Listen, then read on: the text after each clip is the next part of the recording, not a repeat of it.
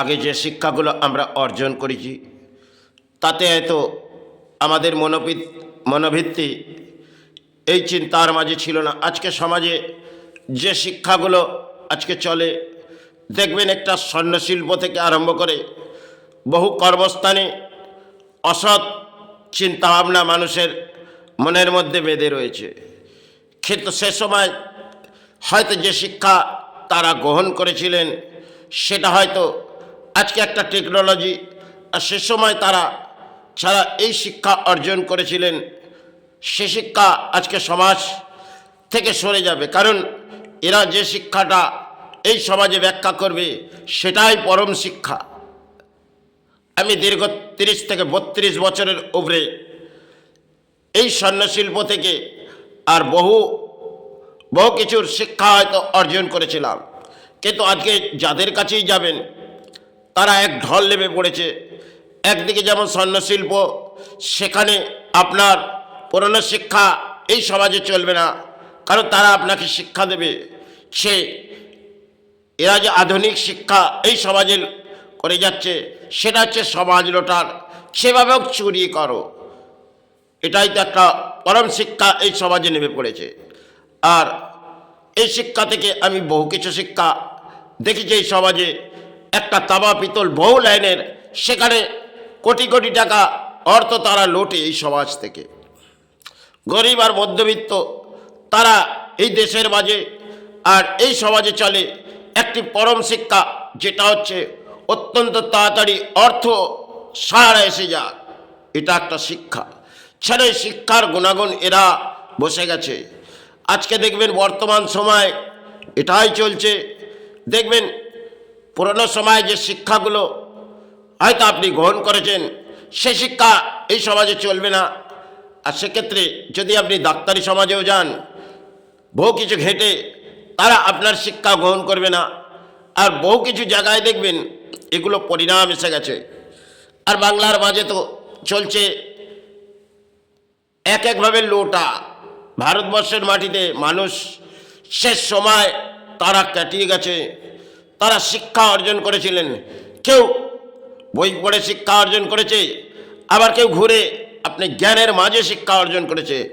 আজ সমাজে একটি জ্ঞান হয়তো তারা দেয়, কিন্তু সর্বসময় তাদের আত্মভিত্তি যেন চুরির মনোভাব, যেটা সমাজ লুটব, এটা একটা পরম অংশের খেলা।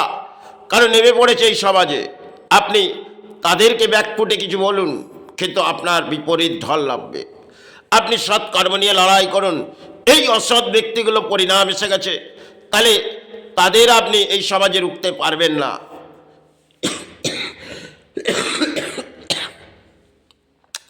কারণ আমি গোল্ডেন লাইনে বহু সময় হয়তো এই সোনা চাঁদি বহু কিছু ঘেঁটেছি। হয়তো আমার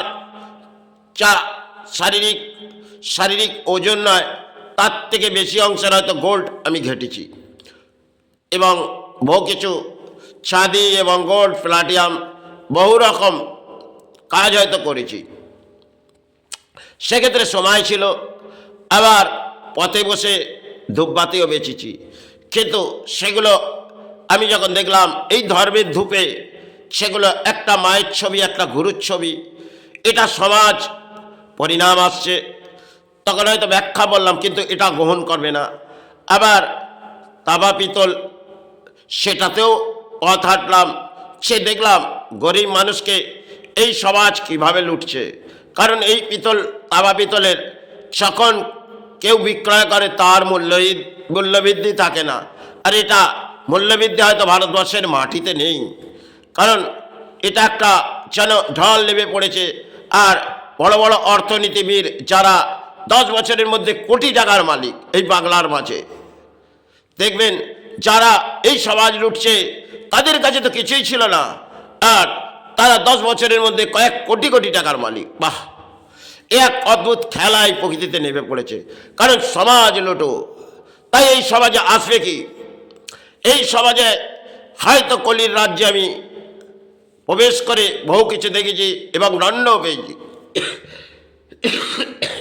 কারণ এই সমাজে আপনি যে ব্যাকফুটেই আসবেন না কেন, তাহলে এই যে সমাজে বড় বড় ভিখারি বসে আছে তারা আপনার কাছ থেকে ভিক্ষা নেবে, আর তাদেরকে আপনাকে ভিক্ষা দিতে হবে।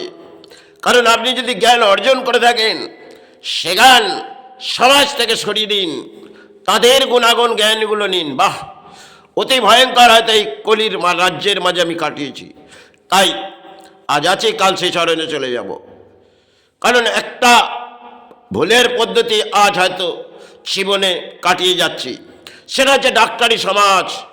শেষ সভায় আমি তাদেরকে পরিণাম দিয়েছিলাম, কিন্তু তারা সেই ব্যাকফুটে হাঁটলেন, তাতে আজ হয়তো মৃত্যুর পথ এগিয়ে আসছে। কারণ তারা যেটা করণীয় করবে, আর সেটা আপনাকে মেনে নিতে হবে। আজ হয়তো সেই পথেই হাঁটছি, সেটা হচ্ছে শারীরিক দেহর মধ্যে হয়তো দুটি অঙ্কে যদি যাই, একটি তো ইউরিন ব্লক, সেক্ষেত্রে আর মনে হয় এই বেশিটা সময় আমাকে এই প্রকৃতি থাকা যাবে না। যতটা সময় হয়তো আছি, তাতে হয়তো দারিদ্রতা আর কষ্টের মাঝে। কারণ রাত যখন গড়িয়ে আসে, নিদ্রা আসে না। যাই হোক, এটা কর্মজীবনেরই একটি খেলা। তাই এই জীবনে খেলতে এসেছি, খেলে যাচ্ছি। আর তারা যেটা আমার করণীয় জীবনে ঘটিয়েছে, সেটা হয়তো তারা অর্থ লোটার জন্যে। কারণ তাদের আজকে যদি আপনি কোনো শিক্ষা দেন, সে শিক্ষা তারা যেটা আপনাকে দেবে অর্থ লোটার, সেটা আপনাকে মেনে ঈশ্বরের চরণে চলে যেতে হবে। কারণ আজকে সমাজে অর্থ লোটো, এটা ডাক্তার থেকে আরম্ভ করে সমস্ত লাইনে যেন একটা চুরির মাঝে এসে গেছে সমাজ লোটো। এই চুরি চিটিংবাজিতে অর্থনীতি বের হয়ে যায়। আমি বহু কিছু কর্মস্থান ঘেটে আজকে হয়তো ব্যাখ্যা দিচ্ছি। কারণ একটি কার্ড হয়তো করলাম, সেখানে একটি কর্মস্থানে আমি দেখতে চাইলাম সে অসৎ ব্যক্তিগুলো যেভাবে পরিণাম আসছে, তাহলে একটা রোকার রাস্তা রাখতে হবে। কিন্তু এই অসৎ ব্যক্তিগুলো সেটাকে তারা যেটা চিন্তা ভাবনা করবে, কিন্তু তাতে তারা বিফল হাঁটবেন। কিন্তু সমাজকে কিছু শিক্ষা দিয়ে যাও, হয়তো সমাজ আজ গ্রহণ করুন না করুন। তাই আমি সেই কার্ডটা সমাজকে ফেলেছিলাম। কারণ এই সমাজে গরিব আর মধ্যবিত্ত, তাদের যদি কিছু সাহারা আছে, কিন্তু সেটাকে তারা গ্রহণ করবে, এটাও একটা অদ্ভুত খেলা। কারণ এই সমাজে বড় বড় যারা লুটেরা আছে, তারা যে বোঝাবে, সেটাই সমাজ গ্রহণ করবে। যাই হোক, আমি মাতৃচরণে এসেছি, আবার ফিরে চলে যাব।